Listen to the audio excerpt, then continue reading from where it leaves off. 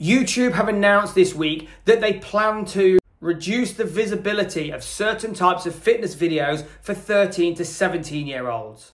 13 to 17-year-olds will still be able to search for this type of content. However, YouTube will be limiting repeat recommendations for these videos. Experts have said that certain types of videos, such as ones that idealize certain body types or compare different physical attributes or even show signs of sports aggression and violence. It hasn't really been announced yet and it's very sketchy on what all this means. I just wanted to make a quick video to talk about it and see what everybody else's views are.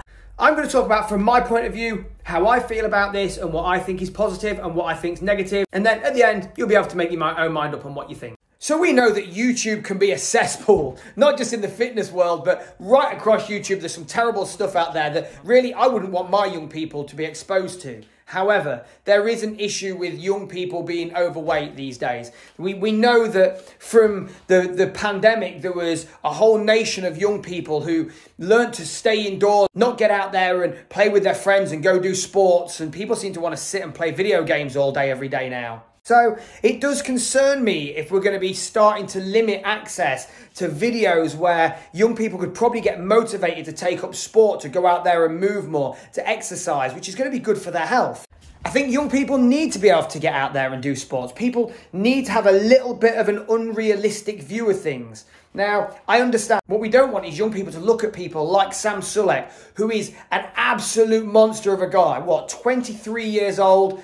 I don't know whether he takes steroids, but for most young people to attain that kind of body, that's what they're going to have to resort to. And that's not good because young people shouldn't be taking steroids. However, where do we stop with this? Do we stop with people like Simone Biles? Look at this young lady from America who's been an absolute inspiration to young people. She's an amazing athlete. She's achieved some great things. They're talking about not glorifying sports violence. Well, how do we get world champions if we're not going to show images of UFC fighters going in the octagon and fighting and how they train and their regime? Them sports are very well regulated. Now, I'm not saying that nobody in the UFC uses steroids or that their bodies are attainable for everyone. However, we need to be able to inspire young people to want to go and do these sports, to want to be the best they can be. So I guess that's one thing that concerns me with this, is that young people are going to be pushed further and further away from looking after their health, but they're still going to be drawn in to the droves and droves of people that spend hours and hours doing live streams or streaming gaming. I know, being a dad of a teenage boy, what it's like to try and get a teenager away from a computer. And if he's not going to get access now to potential videos that could promote body positivity and make him think, that's what I want to look like. I want to aspire to be fit and healthy and potentially be a world champion one day. I think that's a very, very difficult thing for YouTube to be saying they're going to do. My initial reaction on this wasn't great. I was a little bit worried about my channel. I'm thinking, well, hang on a minute, I'm a fitness influencer. Are they going to be restricting what I do? Are they not going to be showing what we do to young people? I have qualifications in working with young people, and everything we do is about body positivity. It's about doing things the right way, creating achievable goals and working hard every day towards getting that. And that's what I would want for anyone, not just for young people. So I would hate to think that young people are going to be restricted from my content, because I will never promote anything that is unhealthy for a young person. But we just don't know because YouTube haven't really said yet.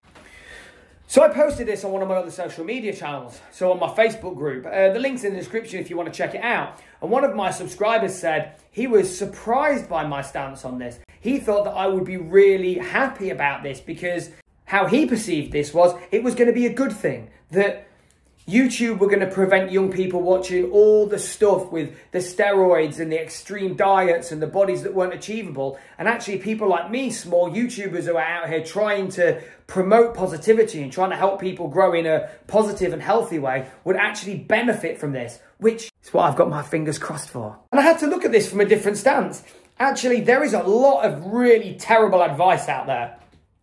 Not just on YouTube, but across social media. And I see it every day on fitness groups, on dad groups, on gym groups. People giving terrible advice. And I think young people can have access to this. Is that a good thing?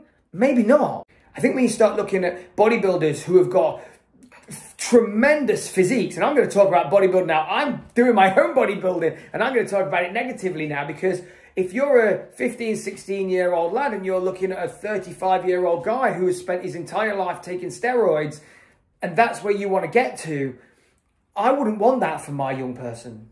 I wouldn't want that for my son. If you're watching these crazy female influencers who have got like 0% body fat and they're starving themselves and they're living on protein shakes and they're in the gym 4 or 5 hours a day, I don't want that for my daughter. I want her to have positive role models. And I think if we can get that balance, then we can all win.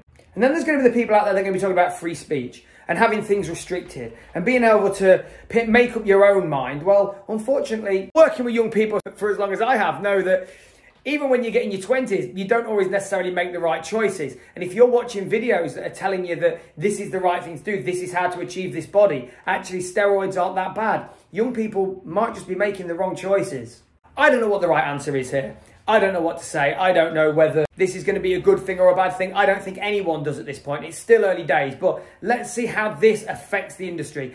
Hopefully it'll be positive. Hopefully it'll change the way the big influencers present their content, how they show it to young people, how they even film and talk about what they do. Hopefully it'll bring more body positivity. Hopefully it'll breed this new life into the fitness industry, because let's face it, the fitness industry for the last 5 years has been pretty dog shit. And that's why I do what I do, because I want to improve it as much as I can. However, how am I ever supposed to do that? Because while videos of people who are clearly glorifying steroid abuse, who are clearly showing unachievable bodies, are absolutely smashing hundreds and thousands of views across YouTube, small channels like me, I struggle to get 30 views. So, if you're watching this now, what will really, really help is if you drop me a comment, let me know what you think, give it a thumbs up, like the video. Let's start spreading some positivity. Let's make these new rules a good thing. Let's start creating positive videos for positive change, for young people, for old people, for middle-aged people, for all people. Let's start creating a better fitness and health industry where everybody can absolutely thrive. We'll get out there and achieve our goals, guys. Let's choose life.